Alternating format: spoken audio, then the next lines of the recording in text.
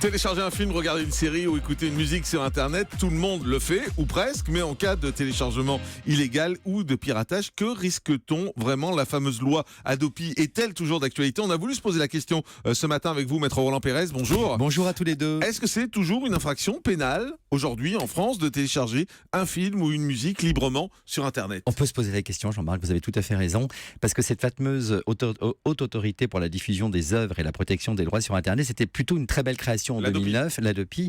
On s'est dit, bah oui, enfin une réglementation sur l'Internet, enfin une protection pour tous les ayants droit de films, de musique, parce qu'on sait que ce sont des industries qui, d'un seul coup, ont perdu des parts de marché très importantes, où les gens, finalement, n'achetaient plus, mais téléchargeaient de façon illégale les musiques et les films, notamment, voire des séries télévision. Donc on s'est dit, enfin, voilà une protection qui va intervenir. Et puis on s'aperçoit qu'en réalité, on ne pouvait pas considérer, et c'est ce que veut faire aujourd'hui l'Hadopi et le gouvernement, on ne pouvait pas considérer les internautes qui pensent que c'est un espace de liberté totale sur l'Internet, on ne pouvait pas les considérer comme des fraudeurs. Donc ne pouvant pas les considérer comme un fraudeur, on ne voulait plus les poursuivre pour contrefaçon, parce que c'est de la contrefaçon. À partir du moment où vous reproduisez, vous appropriez une œuvre qui n'est pas pour laquelle vous n'avez pas de droit, c'est une véritable contrefaçon. La sanction, c'est 3 ans d'emprisonnement et 300 000 € d'amende. Donc autant dire c'est bien qu'on risque pas ça, forcément. Voilà. Donc on a voulu poursuivre les gens pour négligence caractérisée, c'est-à-dire qu'on est venu se dire, il faut que vous sécurisiez votre accès à l'Internet pour que vous n'en fassiez pas un outil de piratage, en gros.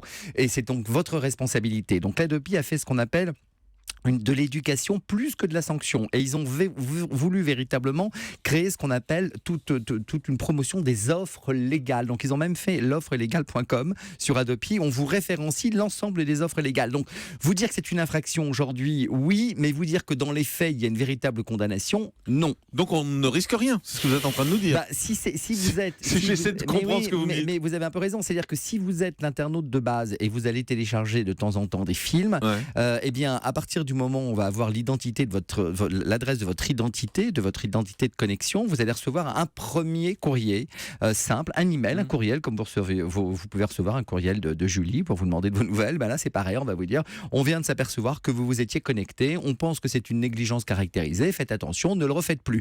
Donc une première petite frappe sur la main. Et puis si dans les 6 mois vous récidivez, on va vous dire, bon allez, un deuxième courrier, et là ça va être suivi par un courrier recommandé. Donc là on va être un peu plus dur, mais non plus rien de spécial. Et puis enfin un 3e courrier où là on va vous dire, écoutez, là au bout d'un an c'est vraiment pas bien, on va informer le procureur de la République. Il faut savoir que sur 3 millions de courriers qui sont partis, on va vous dire qu'il y a 160 procédures, donc pas grand chose.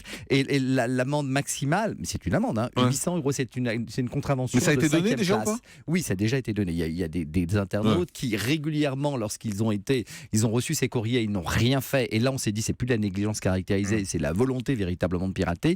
Là, à partir de là, on a condamné. Alors après, vous êtes quand même en train de nous expliquer que l'Hadopi, ça sert à rien, quoi.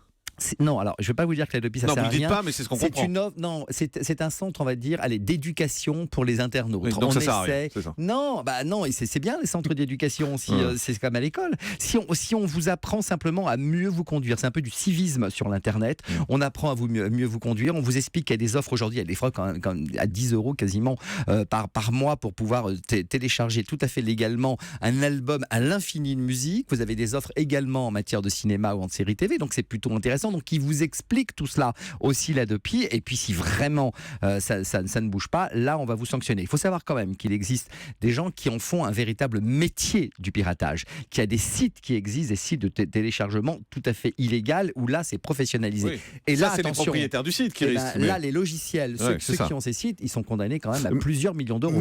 Mais juste, moi j'avais le souvenir qu'un internaute avait été condamné à une amende de 3 millions d'euros pour téléchargement illégal. Je me trompe pas, il a été condamné, mais vous l'avez trouvé, lui il est toujours en fuite, il est à Budapest. On l'a pas retrouvé. On l'a jamais retrouvé. Il avait quand même fait télécharger 250 000 films, 240 concerts, 2240 albums de musique. C'est un jeune homme de Rochefort. Il a été condamné à 6 mois de prison avec sursis, et sur le logiciel, oui, on a fermé la société, mais c'était Disney, Warner, Paramount et la SACEM qui devraient se partager ces 3 millions d'euros, mais finalement on les a pas vus parce qu'on sait pas où il est. Donc Hadopi, ça ne sert pas à rien, mais presque. Merci beaucoup Maître Roland Pérez d'avoir été avec nous. Dans un instant, le grand direct de la santé.